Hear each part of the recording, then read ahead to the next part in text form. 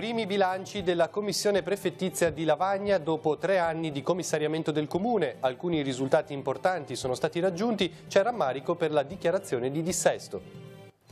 I ragazzi sanno quali sono i lavori più ricercati in Liguria e quali sono i bisogni delle imprese. La Regione invia un questionario alle aziende. C'è chi vuole dipendenti qualificati ma non li trova. Il cuore mariano di Santo Stefano d'Aveto batte sotto il manto di Nostra Signora di Guadalupe. Nella 4ª domenica di Quaresima, Telepace è stata accolta nella comunità unita nella tradizione e nella devozione a Maria. Raccolta di generi per la prima infanzia sabato prossimo a Carasco a sostegno dell'attività dei CAV di Chiavari. Il centro, in 17 anni di impegno, ha sostenuto la nascita di centinaia di bambini. Buongiorno a tutti, bentornati a Tiguglio Oggi. In apertura andiamo a Lavagna. Ormai mancano poche settimane al ritorno alle urne anche per il comune sciolto per mafia nel 2016.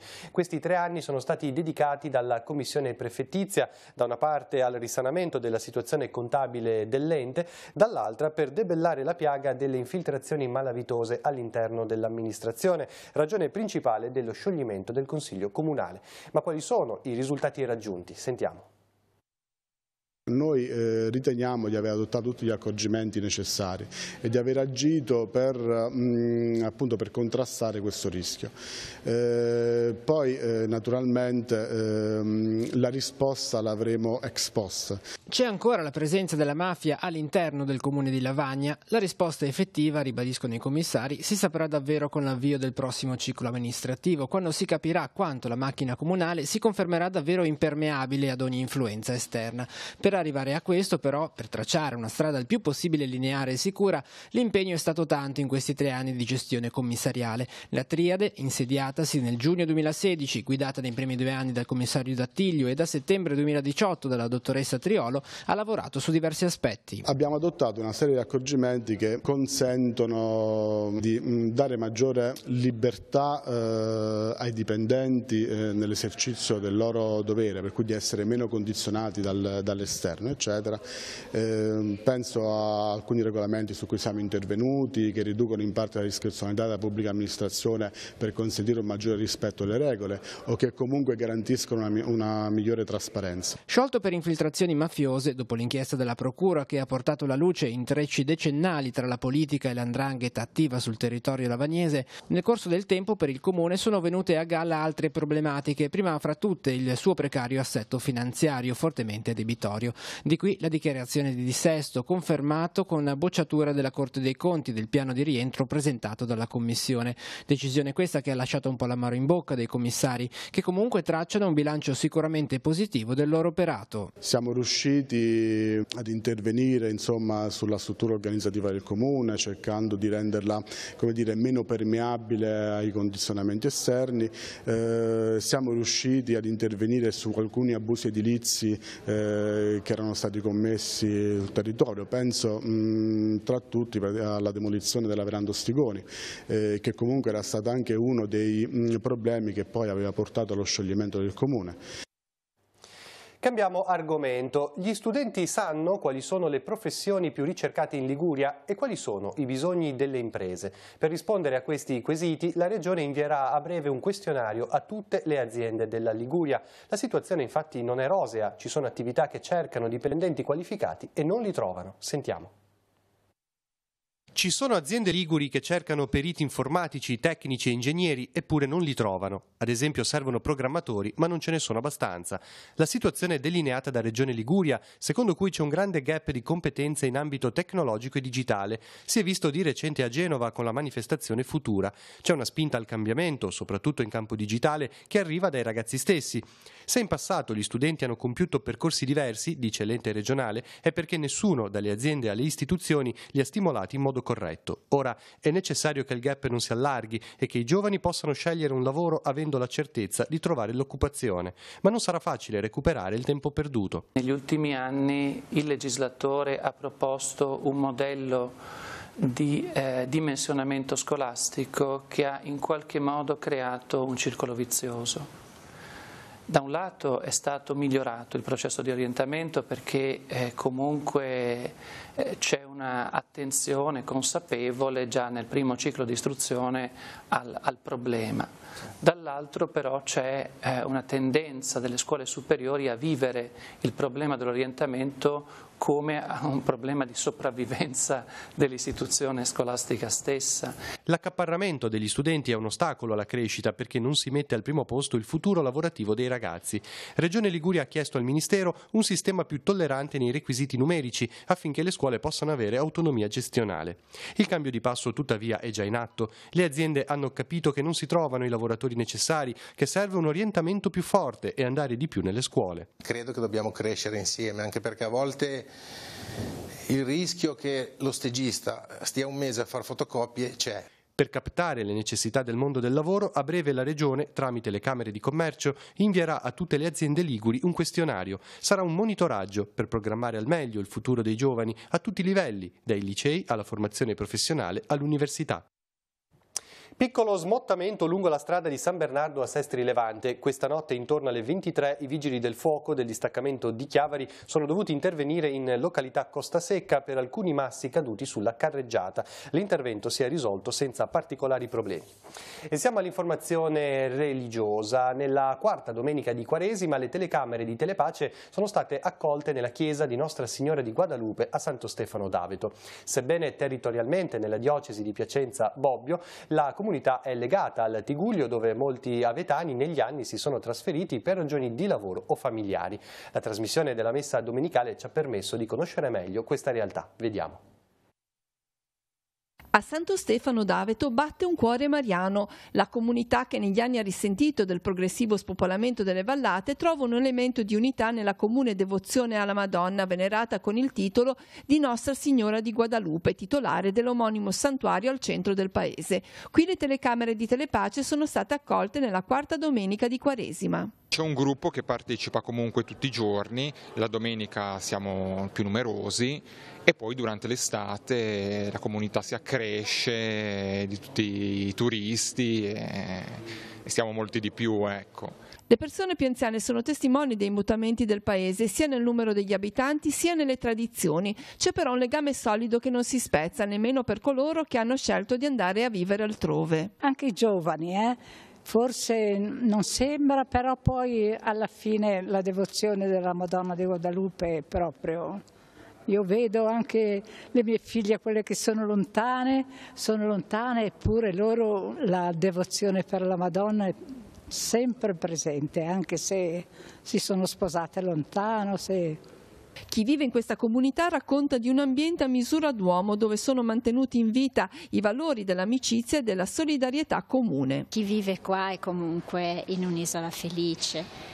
Vive fino ai 14 anni ragazzini che hanno una realtà bella, pulita e hanno tante cose dove crescere bene.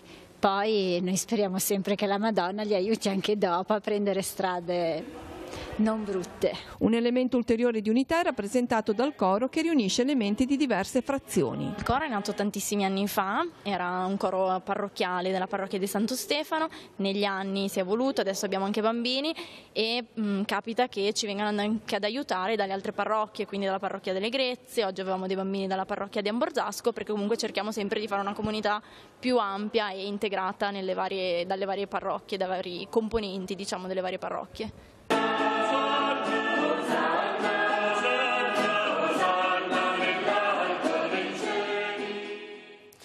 Cambiamo tema. Sabato prossimo, per tutta la giornata, i volontari del Centro di Aiuto alla Vita di Chiavari saranno presenti all'Ipercop di Carasco per una raccolta straordinaria di generi per l'infanzia. Sarà l'occasione per contribuire all'attività portata avanti ormai da anni dal CAV a sostegno della maternità e a favore della vita. Le interviste.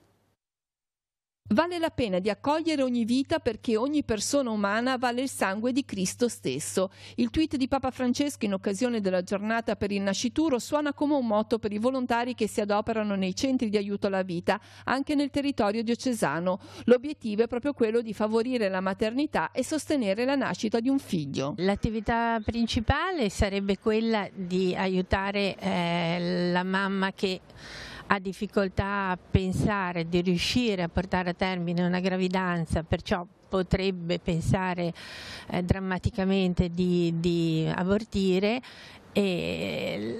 e noi invece riusciamo a convincerla che in qualche modo col nostro aiuto, col nostro sostegno, col progetto Gemma, con tante altre cose riusciremo a farglielo portare avanti. La vicinanza morale alla mamma in attesa è supportata da piccoli aiuti materiali necessari per i primi mesi di vita del nascituro. Gli oggetti che noi diamo sono la maggior parte cose che ci regalano, vestitini, giocattoli, tutte queste cose che ce le portano lì al centro Quarone e noi mettiamo da parte per chi ce li chiede.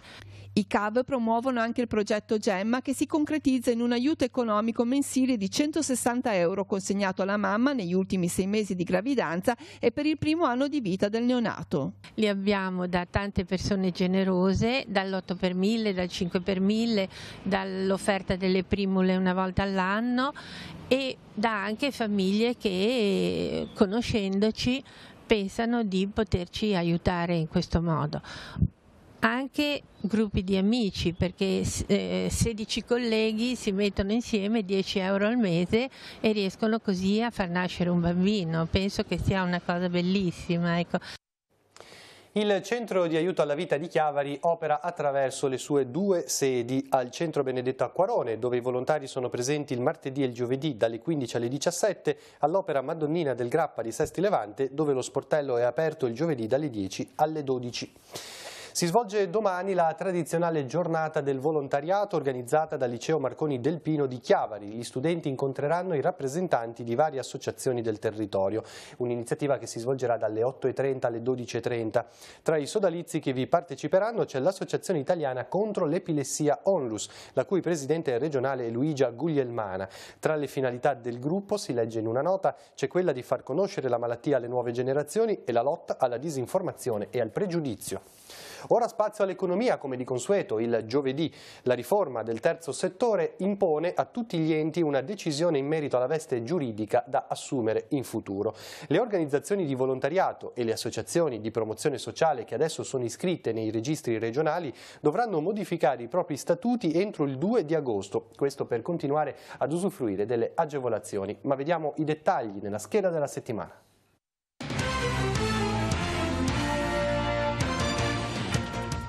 Appena sarà istituito il nuovo registro unico del terzo settore, verranno automaticamente iscritte le organizzazioni di volontariato e le associazioni di promozione sociale che hanno già adeguato lo statuto alla riforma.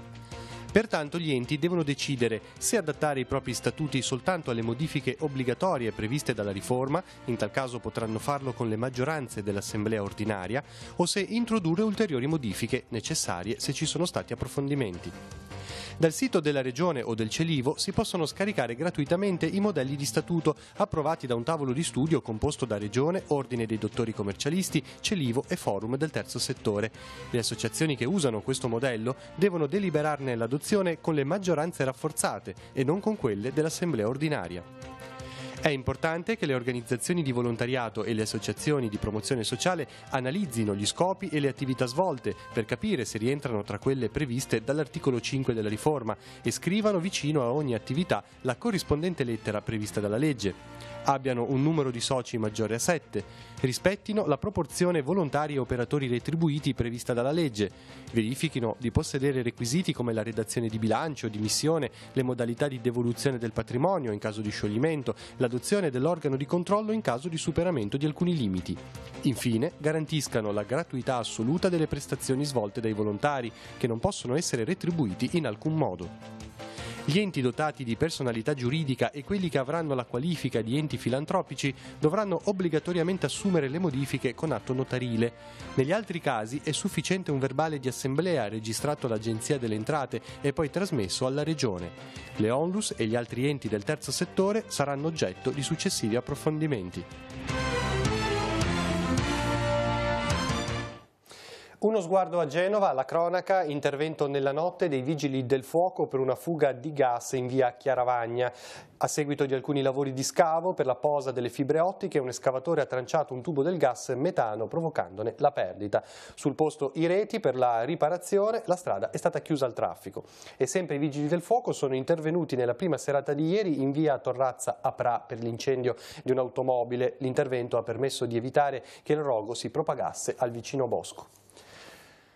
Ora alla linea la rassegna stampa con i titoli dei quotidiani in edicola quest'oggi, poi ci ritroviamo con gli ultimi aggiornamenti.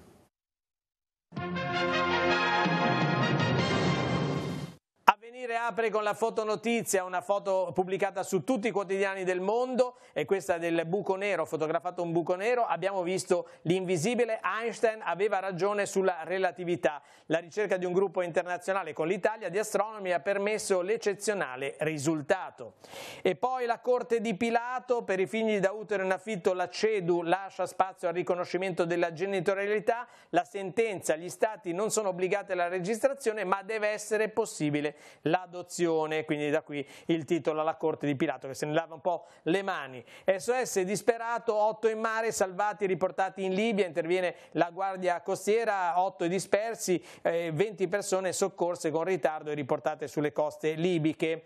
E poi dal Pakistan il presidente e il premier Khan dice Asia Bibi presto sarà all'estero, elezioni in Israele, vince Netanyahu e va al 5° mandato. E poi c'è anche l'editoriale di oggi di Avvenire che titola Patto chiaro con i cittadini, DEF in parte realista e lotta all'evasione. E proprio sul secolo XIX troviamo questa notizia: Conte sì, l'Italia soffre ma ora è sbagliato fare misure di austerity. Parla il Premier, flat tax nel secondo semestre con interventi progressivi, Salvini e Di Maio ancora distanti sui provvedimenti. L'analisi di Carlo Cottarelli: c'è più realismo però i conti comunque non tornano. E poi naturalmente anche la notizia del buco nero, prima storica foto a un buco nero, la teoria della relatività trova un'altra conferma, il commento di Franco Malerba, quel gorgo incubo di noi astronauti.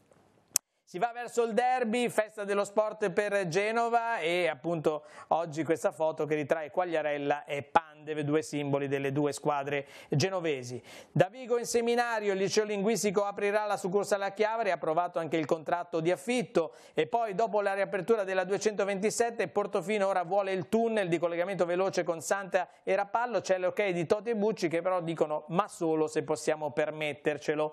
E a proposito della 227 andiamo sulle pagine del Levante, disegni e pensieri dei bimbi più piccoli, ecco la storia della 227 vista dai bambini della scuola d'infanzia del Pellerano Reinusso di Santa Margherita Ligure. Dalla distruzione del mare sino al lieto fine con la riapertura era tutto rotto tra Santa e Portofino ma ora è più bello. Sono state davvero brave le persone che hanno aggiustato la nostra strada, appunto i pensierini e i disegni dei bimbi su questa vicenda. E sempre dal secolo XIX di oggi, giornata diocesana dei giovani, oltre 200 sono attesi a Sesti Levante. Il tema sarà l'accoglienza, non riguarda solo i migranti ma i poveri clochard, le vittime del bullismo, i carcerati che senza lavoro, la sfida ambientale. L'appuntamento alle 17:30 in piazza Bo a Sesti Levante, presente sarà anche il vescovo diocesano Monsignor Alberto Tanasini. L'intento è invogliare alla riflessione, non si tratta di assumere una posizione politica. E ora la linea passa a Genova, vediamo quali sono gli argomenti trattati dal settimanale Il Cittadino. Chiamati ad essere il volto di Cristo, con un editoriale a firma di Monsignor Niccolò Anselmi, vescovo ausiliare, apre Il Cittadino di questa settimana, che dà spazio alla recente esortazione apostolica di Papa Francesco, Christus Vivit, dedicata ai giovani.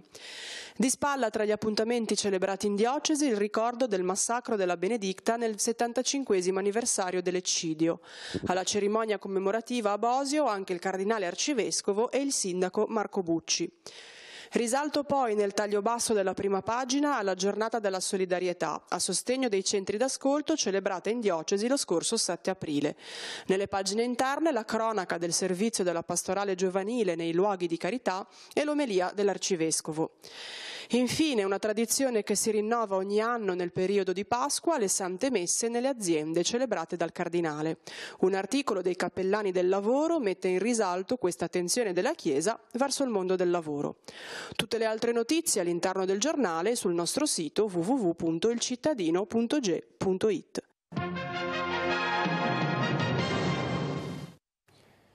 Inizierà sabato mattina alle 10 in piazza Davico la maratona musicale del Corpo Bandistico Città di Rapallo. Il gruppo proporrà esibizioni ininterrottamente sino alle 22 di sera.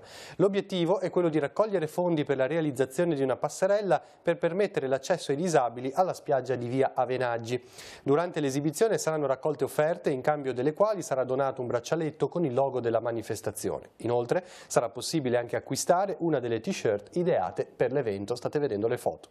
La raccolta poi proseguirà sino al 31 maggio tramite bonifico sul conto corrente intestato al Corpo Bandistico Città di Rapallo, inserendo la causale maratona musicale.